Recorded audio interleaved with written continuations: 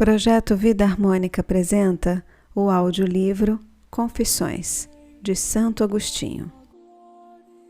Livro 12º, parte 2, capítulo 21, A Terra Invisível. O mesmo ocorre em relação à interpretação das palavras que se seguem. Entre essas todas verdadeiras, cada um escolhe uma. Este diz: a terra era invisível e caótica, e as trevas se estendiam sobre o abismo. Isto é, essa massa corpórea que Deus fez era a matéria ainda sem forma, sem ordem, sem luz, das coisas corpóreas. Outro diz: a terra era invisível e caótica, e as trevas se estendiam sobre o abismo. Isto é, esse conjunto que chamamos de terra e céu era matéria ainda informe e tenebrosa, da qual seriam tirados o céu e a terra corpóreos, com tudo que nossos sentidos físicos neles percebem. Outro diz: a terra era invisível e caótica, e as trevas se estendiam sobre o abismo. Isto é, esse conjunto que chamamos de céu e de terra era a matéria ainda informe e tenebrosa, donde seriam feitos o céu inteligível, noutros termos, o céu do céu, e a terra, isto é, toda a natureza corpórea, nela incluindo o céu material, ou seja, a matéria de toda criatura visível e invisível. Outro diz: a terra era invisível e caótica, e as trevas se estendiam sobre o abismo. Isso é, não quis a Escritura chamar a massa informe de céu e de terra, porque ela já existia. É dessa massa que ela chamou de terra invisível, caótica, abismo de trevas. É dela que Deus criou o céu e a terra, isto é, a criatura espiritual e a corporal. E outro ainda: a terra era invisível e caótica, e as trevas se estendiam sobre o abismo. Isto é, já existia uma matéria informe, da qual a Escritura diz que Deus criou o céu e a terra, toda a massa corporal do mundo, dividido em duas grandes partes, uma superior, outra inferior, com todas as criaturas nelas existentes e que nos são familiares. Capítulo 22 – Objeções. Mas a essas últimas opiniões alguém poderia opor a seguinte objeção: se não quereis dar o nome de céu e terra à matéria informe, havia então alguma coisa não criada por Deus e de que ele se serviria para criar o céu e a terra? De fato, a Escritura não diz que Deus criou essa matéria, a menos que consideremos que seja ela o que chama céu e terra quando diz: no princípio Deus criou o céu e a terra. No que se segue, a terra era invisível e informe. Ainda que a Escritura quisesse designar assim a matéria informe, nós apenas poderíamos entender com isso a matéria criada por Deus, conforme está escrito: criou o céu e a terra. Aos que sustentam as duas últimas opiniões que acabamos de expor, ou de uma das duas, respondem assim: não negamos que esta matéria informe seja obra de Deus, de quem procede tudo o que é bom. De fato, afirmamos ser um bem superior o que é criado e plenamente formado, mas também dizemos que aquilo que é passível de ser criado e receber forma, embora seja um bem inferior, é ainda um bem. A Escritura não menciona a criação por Deus dessa matéria informe, mas deixa também de falar de muitas outras coisas, como, por exemplo, da criação dos querubins, dos serafins, dos tronos, das dominações, dos principados, das potestades, todas criaturas que o apóstolo menciona claramente e que Deus evidentemente criou. Se as palavras Deus criou o céu e a terra compreendem todas as coisas, que diremos das águas sobre as quais pairava o Espírito de Deus? Se pretendemos que sejam parte do que designa a palavra terra, como conceber, por isso, uma matéria informe quando vemos as águas tão belas? E por outro lado, por que está escrito que dessa matéria informe foi criado o firmamento, chamado de céu, quando não se faz menção da criação das águas? Pois as águas que vemos correr com harmoniosa beleza e não são nem informes nem invisíveis. E se elas receberam sua beleza quando Deus disse que se reúnam as águas que estão sob o firmamento? E se nessa reunião receberam sua formação, que dizer das águas que estão acima do firmamento? Informes, elas não teriam merecido lugar tão honroso, nem é referido com que palavras foram formadas. Assim, se o Gênesis é omisso quanto à criação de certas coisas, criação é essa que está acima de dúvidas para uma fé sadia e uma inteligência segura. E se nenhuma doutrina racional ousa sustentar que essas águas são coeternas a Deus, pelo fato de as vermos mencionadas no Gênesis sem a menção do momento de sua criação, por que haveríamos de aceitar, à luz da verdade, que essa matéria informe, que a Escritura chama de terra invisível e desordenada e de abismo tenebroso, foi feita por Deus do nada e por isso não é coeterna a Deus, embora a narração da Escritura tenha deixado de referir o momento em que foi criada?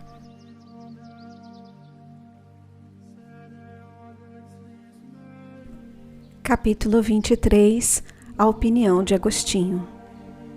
Ouço e medito essas opiniões na medida de meu fraco entendimento, que confesso a Deus, embora Ele bem o conheça. Vejo que se podem originar duas espécies de opiniões sobre um testemunho de intérprete fidedigno. Uma é reativa à veracidade das coisas e outra à intenção daquele que as enuncia. Procurar conhecer a verdade sobre a criação é uma coisa. Procurar saber o que Moisés, grande servo de tua lei, quis o que o leitor ou ouvinte entendessem de suas palavras é outra. Quanto à minha primeira opinião, longe de mim todos que têm como verdades os seus erros. Quanto à segunda, longe de mim todos os que julgam falsidade o que Moisés disse. Possa eu unir-me em ti, alegrar-me em ti, Senhor, com aqueles que se alimentam de tua verdade na imensidão da caridade. Aproximemo-nos juntos das palavras de teu livro, procurando tua vontade nas intenções de teu servo, a cuja pena as revelaste.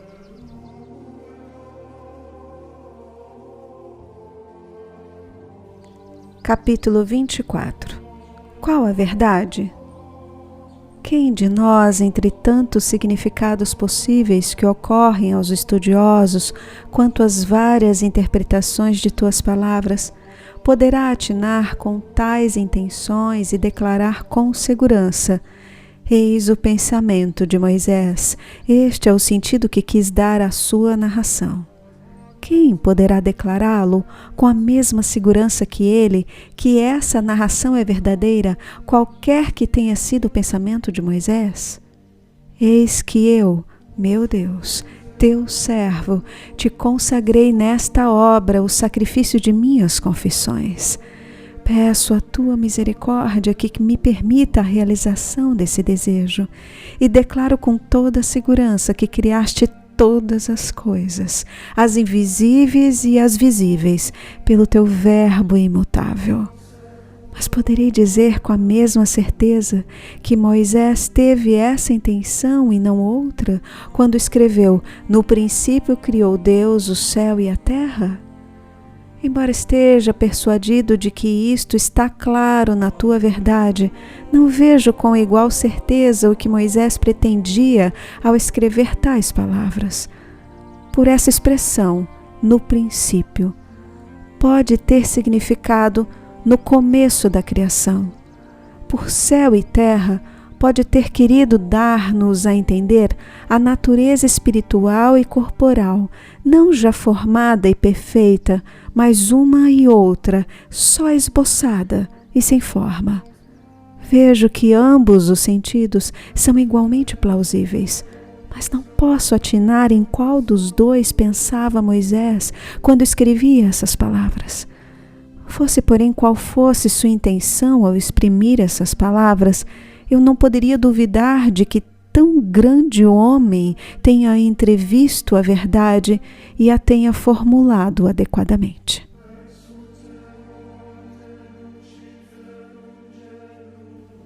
Capítulo 25. Os diversos partidos. Que ninguém me moleste, portanto, dizendo: o pensamento de Moisés não é o que tu dizes, mas o que eu digo. Se apenas me dissessem: como sabes que Moisés, de fato, entendia essas palavras no sentido que lhe atribuis? Eu não me agastaria e responderia talvez o que respondia acima, ou até mais explicitamente se meu contraditor fosse insistente. Quando, porém, me dizem: o pensamento de Moisés não é o que dizes, é o que eu afirmo, sem contudo provar a veracidade de uma ou de outra interpretação, então, ó vida dos pobres, ó meu Deus, em cujo seio não há contradição, inunda de paz o meu coração, para que eu tenha paciência para suportar essas pessoas. Pois não emitem tais opiniões inspirados por Deus, ou porque tenham lido o pensamento de teu servo, mas porque são orgulhosos. Ignoram o pensamento de Moisés, mas só apreciam o deles, e não porque seja verdadeiro, mas por ser o deles. Assim não fosse, apreciariam igualmente a opinião alheia, quando verdadeira, acima como eu aprecio o que eles dizem de verdadeiro, não porque vem deles, mas porque é verdade, e que por isso mesmo é tanto deles como minha, pois pertence em comum a todos os amantes da verdade. Quanto à pretensão de que o pensamento de Moisés não está no que digo, mas no que eles dizem, isso eu não aceito. Ainda que assim fosse, sua temeridade não é a da ciência, mas a da audácia. Seria produzida não por uma intuição correta, mas pelo orgulho. Senhor, teu julgamento é terrível, porque tua verdade nem é um bem meu, nem é um bem deste ou daquele.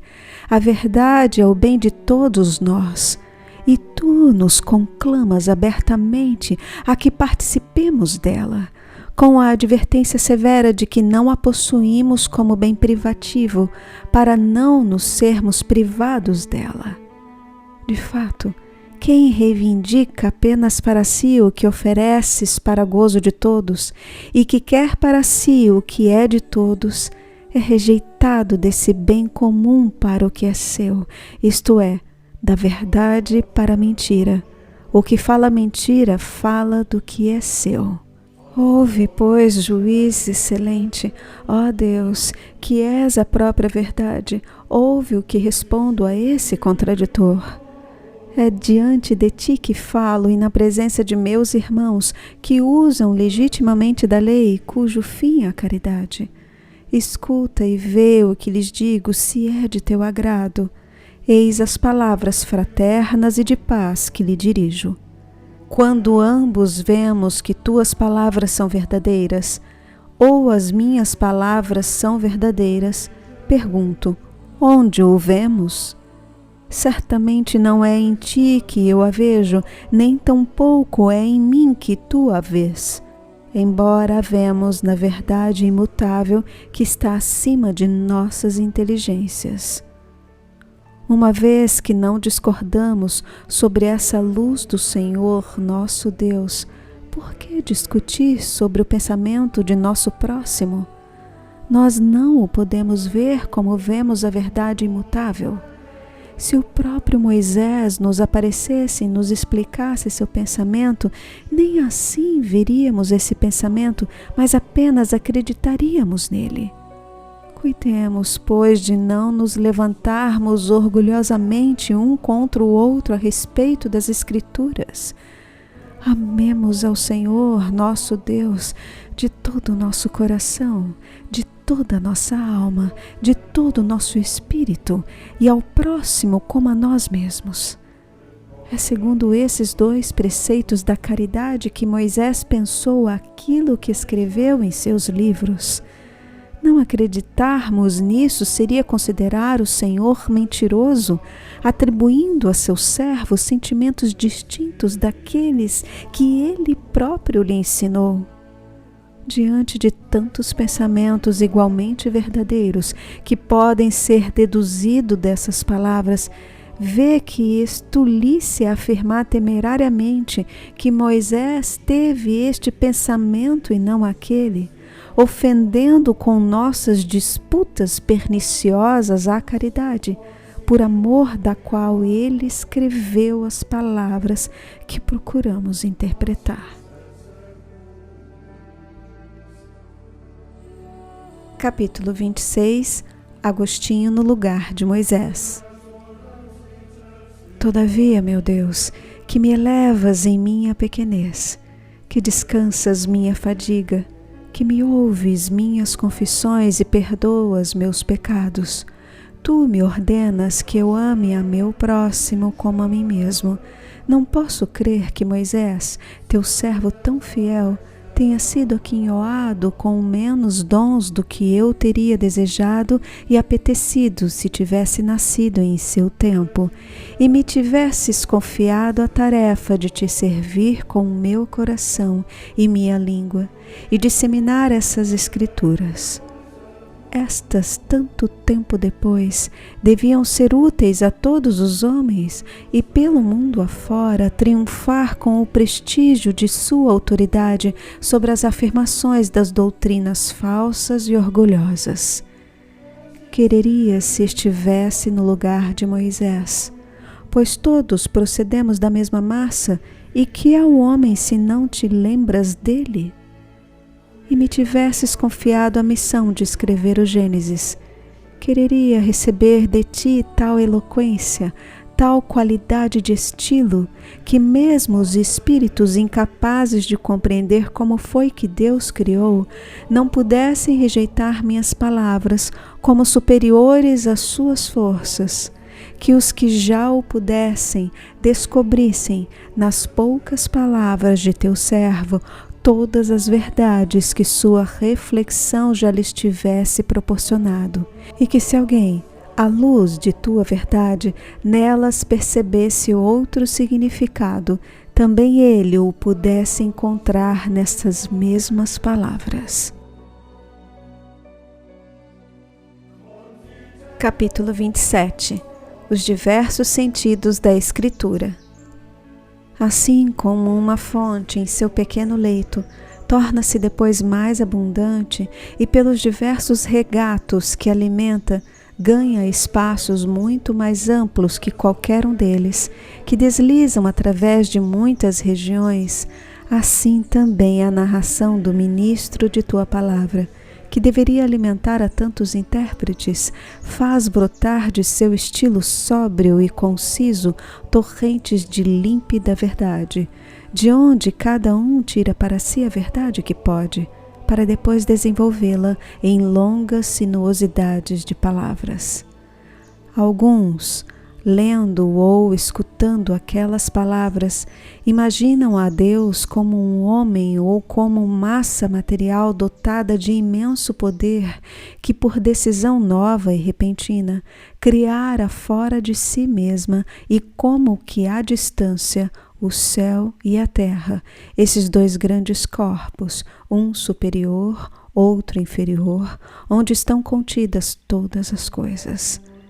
E ao ouvirem dizer, Deus disse, faça-se isto, e isto foi feito, imaginam que se trata de palavras comuns, que começam e terminam, que soam no tempo e passam.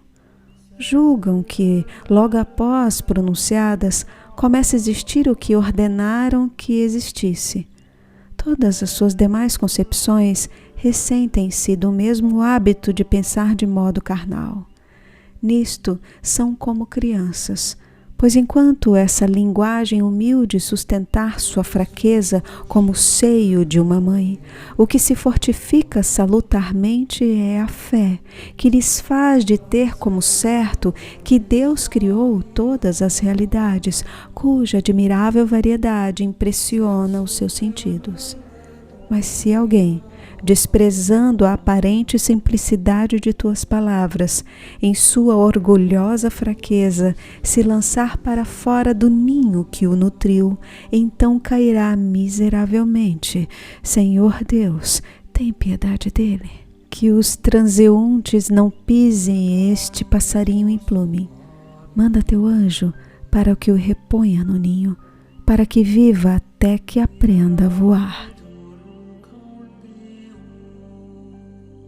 Capítulo 28. Divergências. Para outros, essas palavras não são um ninho, mas um vergel. Abre parênteses, jardim. Fecha parênteses. Ensobreado, onde descobrem frutos ocultos que procuram e colhem, voando e cantando alegremente. Quando leem ou ouvem as palavras de Moisés, veem que tua estável e eterna permanência, ó Deus, domina todos os tempos passados e futuros, e por isso não existe criatura corpórea que não seja obra tua.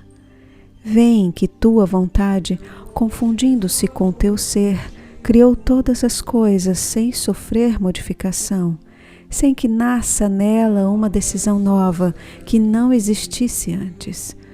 Que criaste o mundo, não tirando de tua substância uma imagem tua, forma substancial de toda a realidade, mas tirando do nada uma matéria informe, diferente de ti mesmo, e esta poderia ser formada à tua imagem pela volta à tua unidade, segundo a medida previamente estabelecida e concedida a cada ser, de acordo com sua espécie.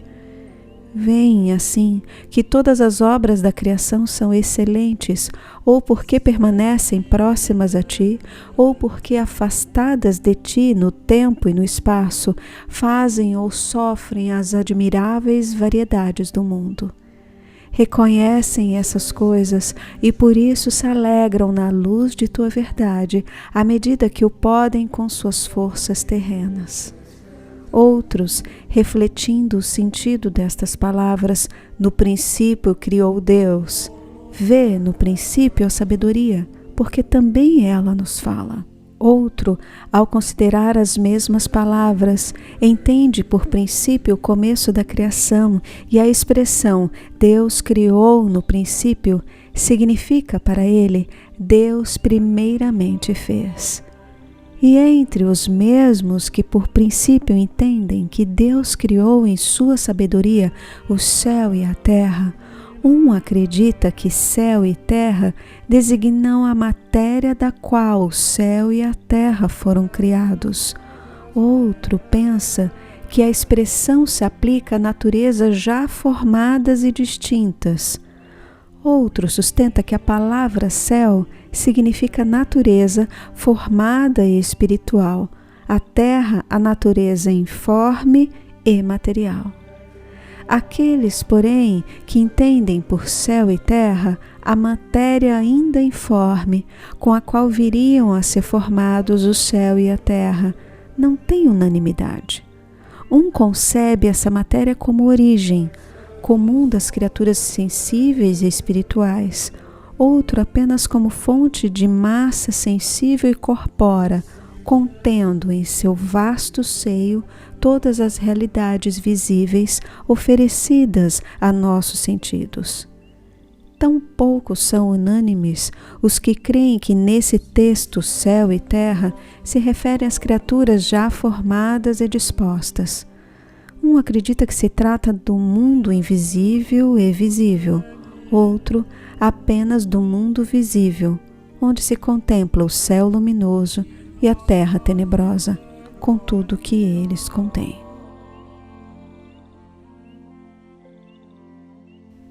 Capítulo 29. Dificuldades.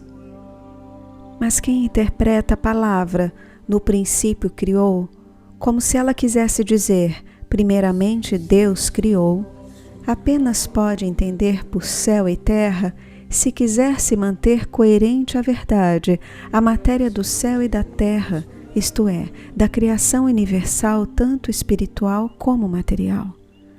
Pois se quiser referir-se com isso a um universo já inteiramente formado, seríamos levados a indagar-lhe se Deus criou isso antes, o que criou depois?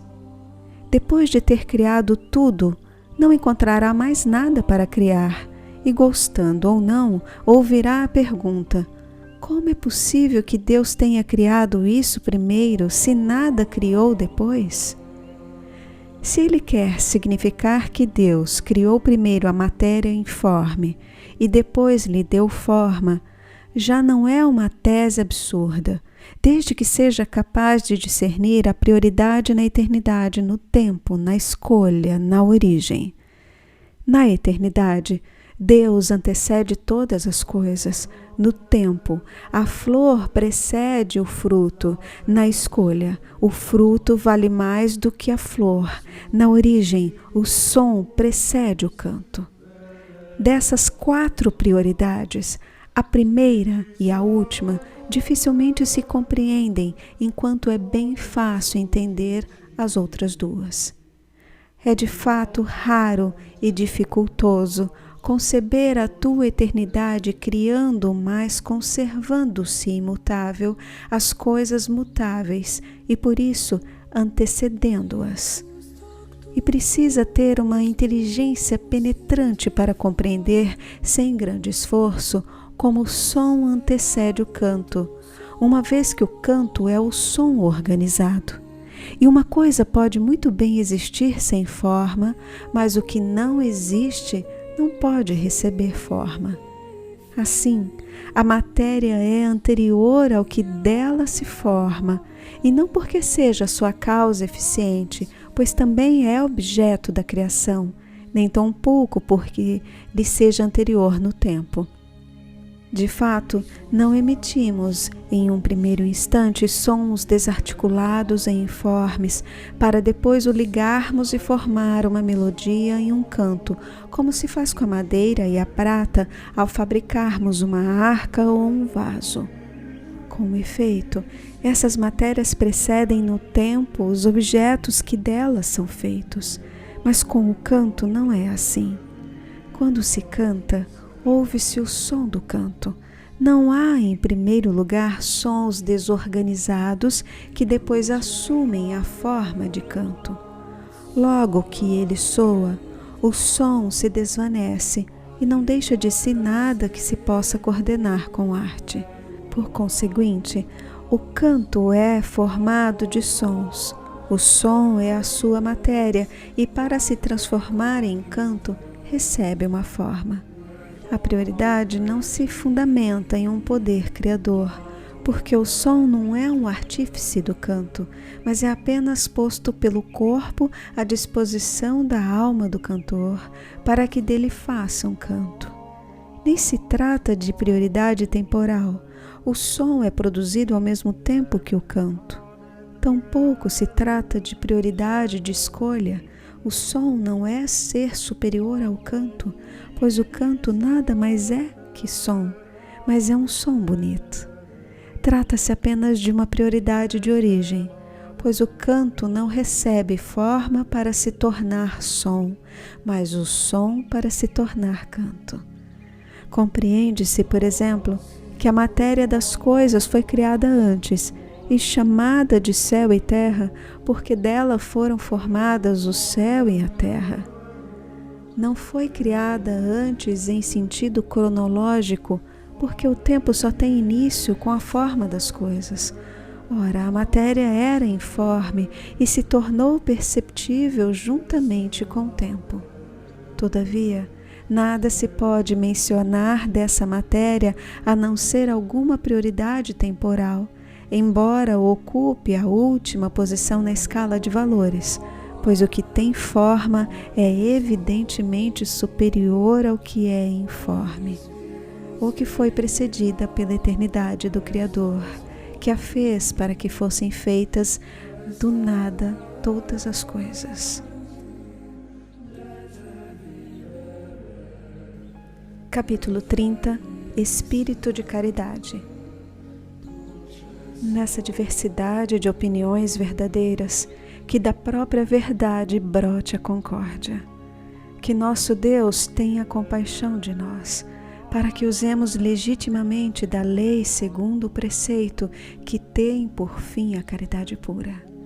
Por isso, se me perguntarem qual dessas opiniões foi a teu servo Moisés, eu não seria coerente com minhas confissões se não te confessasse que o ignoro. Sei, contudo, que essas opiniões são verdadeiras, a não mera interpretações materialistas sobre as quais já disse tudo o que pensava. São como meninos esperançosos, aqueles que não temem as palavras do teu livro, tão profundas em sua humildade, tão eloquentes em sua concisão. Mas nós todos, que eu o declaro, distinguimos e dizemos a verdade sobre tais palavras. Amemo-nos uns aos outros, e amemos igualmente a ti, nosso Deus, fonte da verdade, pois temos sede, não de fantasias, mas da própria verdade. Honremos a teu servo que nos legou tua Escritura, cheio de teu Espírito, e estejamos certos que, ao escrever as palavras que lhe revelaste, ele teve em mira as revelações mais salientes da verdade e seus frutos proveitosos.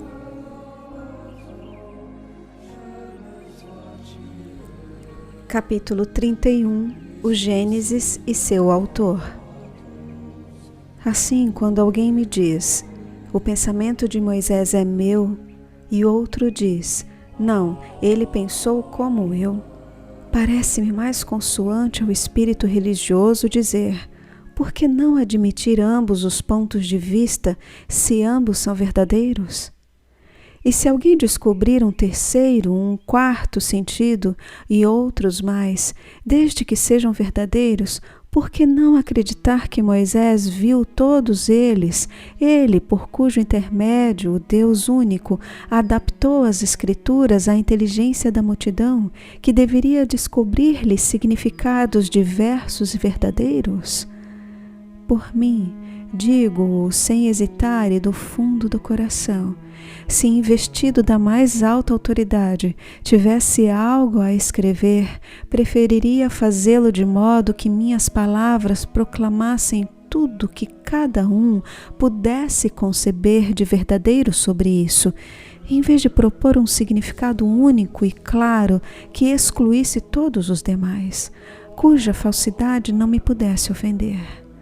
E também não quero, meu Deus, ser tão temerário ao ponto de acreditar que esse grande homem não mereceu de ti essa graça. Moisés, redigindo esses textos, pensou, concebeu todas as verdades que já fomos capazes de encontrar e também as que não o pudemos, mas que podem ser descobertas.